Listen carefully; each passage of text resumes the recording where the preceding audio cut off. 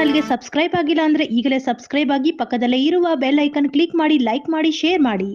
ದಲಿತರ ಮೇಲಿನ ದೌರ್ಜನ್ಯ, ಅವರ ಆರ್ಥಿಕವಾಗಿ ದಿವಾಳಿ ಮಾಡುವ ನೀತಿಗಳಿಗೆ ಖಂಡನೆ.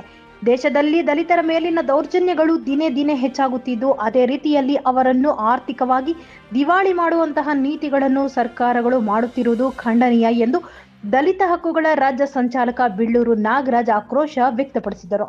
ಬಾಗೇಪಲ್ಲಿ ಪಟ್ಟಣದಲ್ಲಿ ದಲಿತ ಹಕ್ಕುಗಳ ಸಮಿತಿ ನೇತೃತ್ವದಲ್ಲಿ ಸೋಮವಾರ ವಿವಿಧ ಬೇಡಿಕೆಗಳ ಈಡೇರಿಕೆಗಾಗಿ ಒತ್ತಾಯಿಸಿ ತಾಲೂಕು ಕಚೇರಿ ಮುಂದೆ ಬೃಹತ್ ಪ್ರತಿಭಟನೆ ನಡೆಸಿದರು. ದಲಿತರ ಉದ್ಧಾರ ಮಾಡುತ್ತೇವೆ ಎಂದು ಬಜೆಟ್ನಲ್ಲಿ ಕೋಟಿಗಟ್ಟಲೆ ಅನುದಾನ ಘೋಷಣೆಯಾಗುತ್ತಿದೆ. ಆದರೆ ಆ ಅನುದಾನ ಬಹಳಷ್ಟು ದಲಿತರನ್ನು ತಲುಪುತ್ತಿಲ್ಲ. ಸಮಾಜ ಕಲ್ಯಾಣ ಇಲಾಖೆ ಹಾಗೂ ಎಸ್ಸಿ ಮತ್ತು ಎಸ್ಟಿ ನಿಗಮದ ಸೌಲಭ್ಯಗಳು ಅರ್ಹ ಫಲಾನುಭವಿಗಳಿಗೆ ನೀಡಬೇಕು. ಇಲ್ಲಿ ನಡೆಯುತ್ತಿರುವ ಭ್ರಷ್ಟಾಚಾರ ಬಗ್ಗೆ ಅಗತ್ಯ ತನಿಖೆ ನಡೆಸಬೇಕು. ಎಸ್ಸಿ ಎಸ್ಟಿಯ ಭೂ ಒಡೆತನ ಯೋಜನೆಯಡಿ ದಲಿತರಿಗೆ ಭೂಮಿ ಮಂಜೂರು ಮಾಡಬೇಕು. ಅರ್ಜಿ ಹಾಕಿರುವ ಎಲ್ಲ ದಲಿತರಿಗೆ ಕೊಳವೆ ಬಾವಿಯನ್ನು ಮಂಜೂರು ಮಾಡಬೇಕು.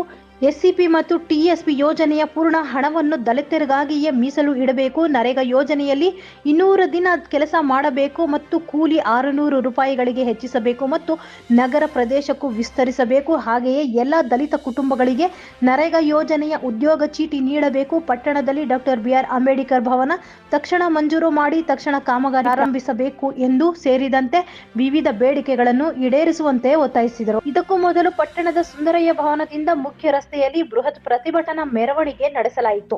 ಈ ಸಂದರ್ಭದಲ್ಲಿ ದಲಿತ ಹಕ್ಕುಗಳ ಸಮಿತಿ ರಾಜ್ಯ ಕಾರ್ಯದರ್ಶಿ ಜಿ ಕೃಷ್ಣಪ್ಪ, ತಾಲೂಕು ಕಾರ್ಯದರ್ಶಿ ಅಗಟಿಮಡಕ ಕೃಷ್ಣಪ್ಪ, ಜಿಲ್ಲಾ ಸಂಚಾಲಕ ಕೆ ಮುನಿಯಪ್ಪ, ಸಿಐಟಿಯು ತಾಲೂಕು ಕಾರ್ಯದರ್ಶಿ ಮುಸ್ತಫಾ, ಸಿಪಿಎಂ ಮುಖಂಡರಾದ ಚನ್ನರಾಯಪ್ಪ, ಕೋಲಿಂಪಲ್ಲಿ ಚಲಪತಿ, ನಾಗರಾಜು, ಜಿ ವೆಂಕಟೇಶಪ್ಪ, ರವಣಪ್ಪ, ನಂಜುಂಡಪ್ಪ, ಗೊಲ್ಲಪಲ್ಲಿ ಮಂಜುನಾಥ್ ಹಾಗೂ ದಲಿತ ಹಕ್ಕುಗಳ ಸಮಿತಿ ಸದಸ್ಯರು ಸೇರಿದಂತೆ ಹಲವಾರು ಮುಖಂಡರು ಹಾಜರಿದ್ದರು.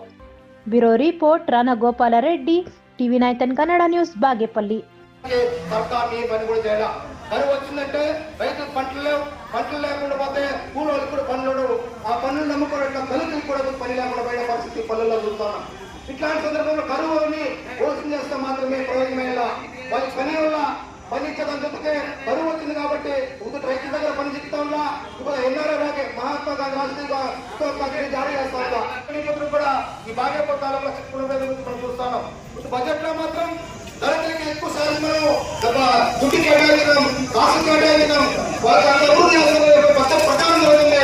కేంద్రంలో టీవీలో ఎస్సీ ఎస్టీకి చాలా ఎక్కువ సార్లు అనుదానించడం, కొంత అభివృద్ధి చేస్తున్నామని పక్కన ప్రచారం జరుగుతుంది. కానీ అయితే అనుదానం మాత్రం దళితులు అందుతా ఉందా? అది ఎక్కడ పోతామని కొంత మనం చూస్తాం. కొంత రకరకాలుగా దళితులపై అవధానం కొంత వేరే ప్రదేశంలో ఆ అనుదానం అంతా కూడా ఖర్చు చేసి అభివృద్ధి చేసి దళితులకి అభివృద్ధి లెక్కలు మాత్రం చూపిస్తాము. అంటే ఈ రకంగా ఇప్పుడు శోషణ మరింత ఎక్కువైతుందని మనం కూడా గమనించే పరిస్థితి నిర్మాణమైంది. అంటే ఇప్పుడు గ్రామీణ ప్రదేశాలు ఉదాహరణ దళితుల సమస్యలు